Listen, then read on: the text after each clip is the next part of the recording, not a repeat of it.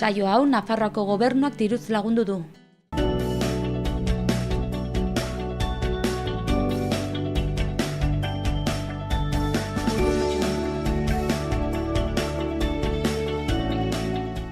Arratsaldeon guztioi eta ongi etorriak Xaloa telebistara egunez egun Iruin herriko txaketa zaratak saioan gaituzue ekainak 27 dugu gaurkoan.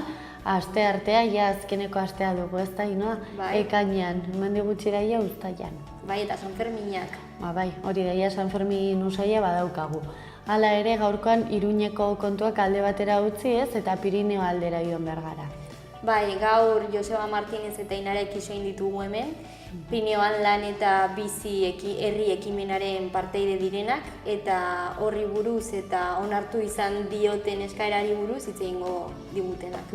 Oso ondo ba primera. Izan ere, Pirineoetan ere bizi eta lan egiteko eskubidea aldarrikatu beharra dago, ezta? Bai, hori da. Osan, eta gaurkoan zaratak tartean hitzaldi bat ikusteko aukera izanen dugu, lehena, oraina eta geroa euskal dantzei buruzko hitzaldia izanen dugu.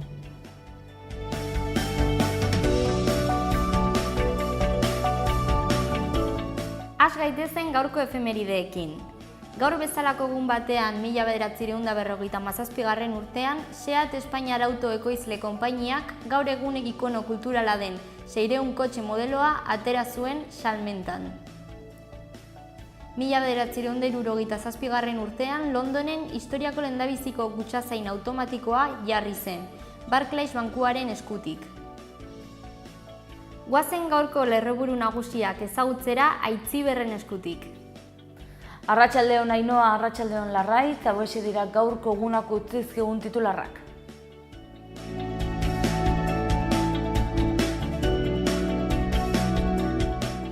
Honakoak dira gaurko egunak utzitako albisteak. Hasteko Hego Euskal Herrian 12 tortura kasu salatu dituzte 2016an, Espainiako torturaren prebentzio eta salaketarako koordinakundeak argitaratu duenaren arabera.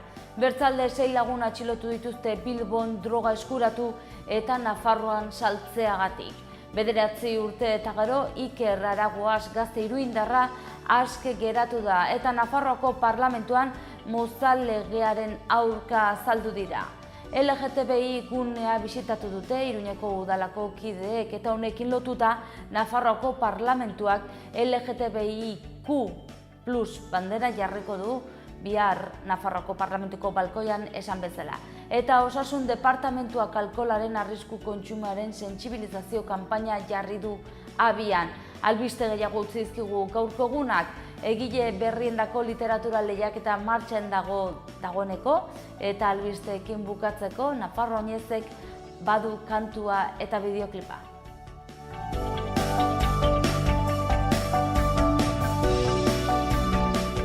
Eskerrik asko Aitziber Iturria, orain egunkaritako azalekin aurrera eginen dugu. Lehenik eta behin Diario de Navarra egunkariarekin hasiko gara.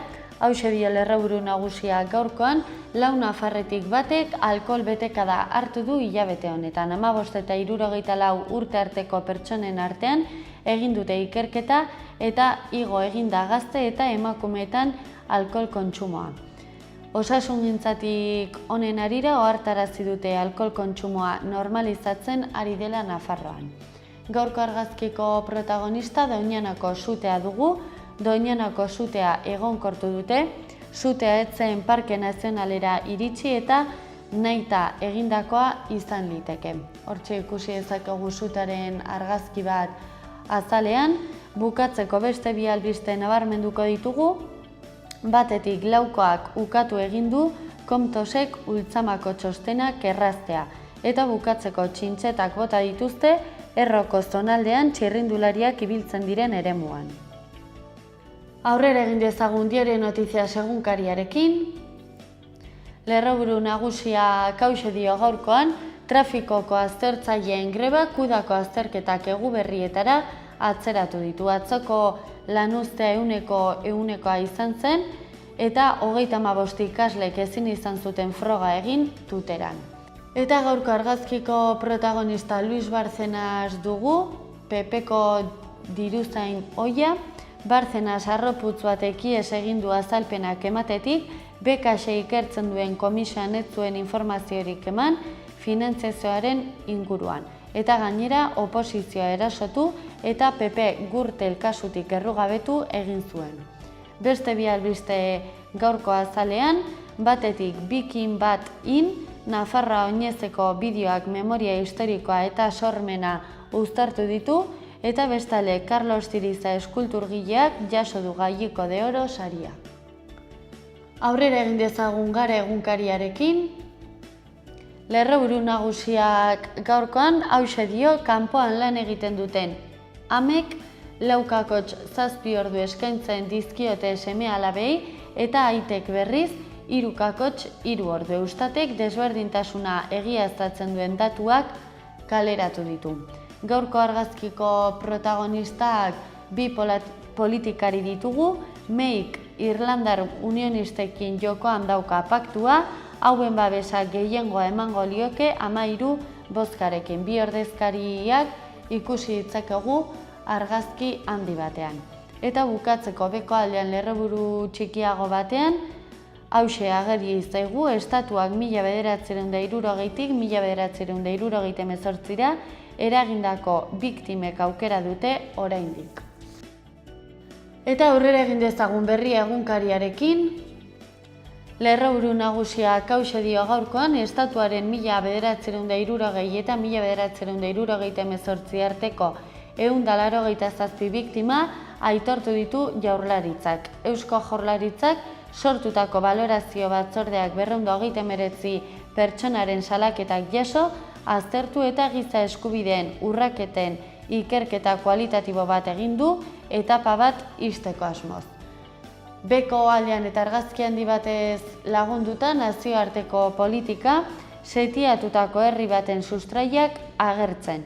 Protesta bateko argazki handia ikusi dezakegu aur batekin, militarrek inguratuta bizi dira Al-Ozeiman, baina oinarrizko eskubideen alde urriaren 28an hasitako protestek jarraitzen dute. Bukatzeko azken albiste bat nabarmenduko dugu, Londresek 1.100 milioi inbertituko ditu Ipar Irlandan itunaren truke. Eta bukatzeko joan gaitezen Euskal Herri Irratiko lagunen agerkarira. 3 albiste nabarmenduko ditugu, batetik polizia legeari zuzenketak egiteko epea irailera arte luzatu dute.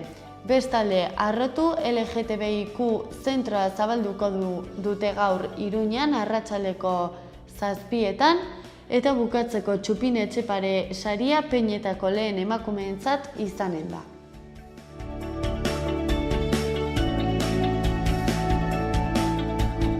Ikus dezagun aste honetako agenda.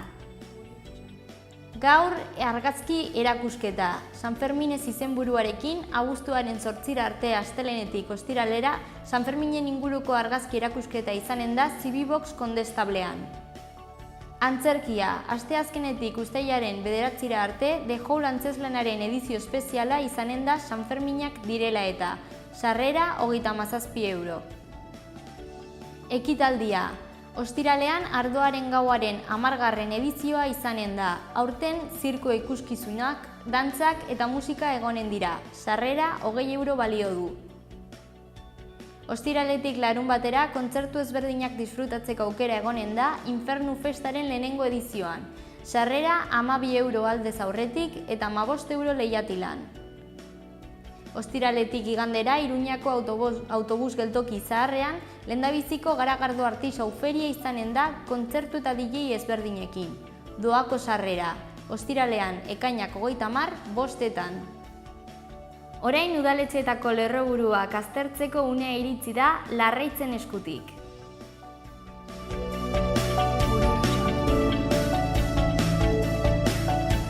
Ekainak 27 dugu gaurkoan astearte, ikus dezagun zenelako albisteak utzi dizkigun gaurko egunak Iruñean eta Iruñerrian. Iruñarekin hasiko gara egunero bezala, udalak demokrazia partizipatiboaren tokiko behatokia bultzatu du hiriko partaidetzari buruz hausnarketa egiteko eta topaketarako gune gisa. Foro honek partaidetza sustatzeko jarraitzeko eta horretan gaitzeko udalaren organoak osatuko ditu. Herritarren aferen batzordeko kideek San Gregorio kaleko LGTBI gunea bisitatu dute eta gaur asteartea arratsaldeko 7etan irekiera festa ekitaldia egingo dute. Iruñeko udalak errefuxiatuekiko harrera hiria izatearen konpromezua berretxe egin du, protokolo instituzionala egiteko akordioa ere onartu dute. Kontu gehiago udalean, Iruñeko udalak Espainiar estatuari aurrekontuetan babes handiagoa ematea eskatu dio biolentzia matxistaren aurka egiteko. Eta bestalde Iruñeko udalak doluminak helarazi dizkio Iban Fandiño toreroaren senidei. Enbizi-biziz bizikleta mailegu zerbitzuak ordutegia luzatu egin du eta beren irudia berritu egin dute aldi berean. Hurrengo osoko bilkuran araudi organikoaren puntu batzuk aldatzea aztertu eginen dute Iruñeko udalean. Eta bestalde Donibane Ermitagaina eta Mendebaldea auzoetako foroa izanen da gaur, arratsaldeko 6:30 hasiko da Jose Maria Uarte ikastetxean. Bestalde presidentetza komisioak udalbatzari eskatu dio galazko trajea ez erabiltzea ekitaldi instituzionaletatik kanpo. Erreniegako biktimak oraituko dituen monolitoa babestu eginen du Iruñeko udalak eta monolito hau bideko autobidean jarriko dute. Joan gaitezen Berriobeitia aldera asteartero egiten dugun moduan, hiri kanpalekuei dagokionez 210 haur arituko dira udako jardueretan, 210 haur hauetatik 133 gaztelaniazko taldeetan arituko dira eta 77 euskarazkoetan. Kanpalekuak ekainaren 22tik abuztuaren 31ra izanen dira. Eta diru laguntza deialdiak ere argitaratu dituzte, euskara ikasteko laguntzetarako deialdia zabalik dago, epea heldu den uztailaren 5ean itxiko da. Eta diru laguntza gehiago ere izanen dira Berriobeitia aldean, udalak berriz ere bekak emanen ditu Berriobeitiko udalerritik kanpo egiten diren euskarazko udalekuetarako, eskaerak irailean aurkeztu beharko dira udal erregistroan. Aurrera egin dezagun Berriozarrekin, bilkura izanen dute aste honetan bertan ekainaren 28an asteazkenean arratsaldeko 6:30.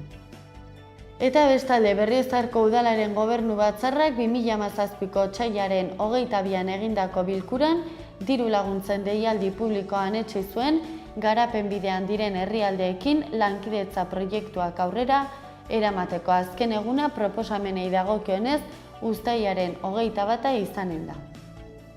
Eta bestalde helduen formazio ikastaroa eginen dute Berriozarren 2017-18 ikasturtean, gaztelania ikastaroa etorkinentzat izen emateko epea ekainaren 15etik abuztuaren 25 arte. Eta bestalde 2017ko jaietako kartel lehiaketaren emaitza erabaki du epaimahaiak aurtengo irabazlea Gorka Argandoña izan da Berriozar bizia izeneko lanarekin. Eta bukatzeko joan gaitezen Burlata aldera, osoko bilkura ere izanen dute aste honetan 2017ko ekainaren 29an arratsaldeko 6:30 eta gainera zuzenean ikusteko aukera izanen duzue internet bidez. Kontu gehiago Burlata aldean, abuztuko jaietako kartelaren herri hautaketa izanen duzue, bozkaketak ekainaren 20tik 30ra egin ditzakezue. Eta aurrekontu parte hartzaileak 75.000 eurorekin bozkatu daitezke Burlatan, proposamenak ekainaren 27an egin behar den herri batzarrean aurkeztuko dira, eta ekainaren 30an eta uztailaren 1ean aurrez aurreko herri bozketa bidez kudeatuko dira. Udalerrietako albistea alde batera utzita joan gaitezen oraingoan eguraldiarekin.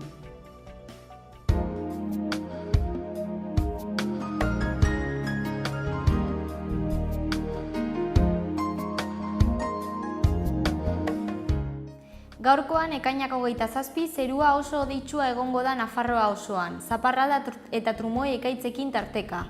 Hego-mendebaldeko haizea ibiliko da, egunaren bigarren partean iparraldetik finkatuko dena, eta temperatura minimoak zertxobait jaitsiko dira. Iruñe aldean gaur hodeiak nagusi zaparrada eta ekaitz trumoitsuekin.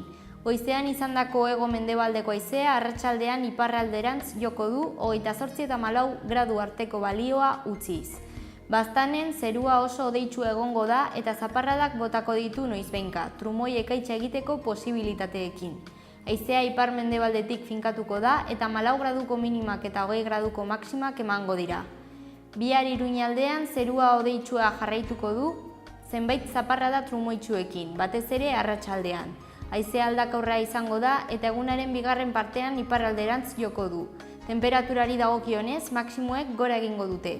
Baztanen zeru hodeitsua izanen da, zaparrada trumoitsuekin tarteka, batez ere arratsaldean.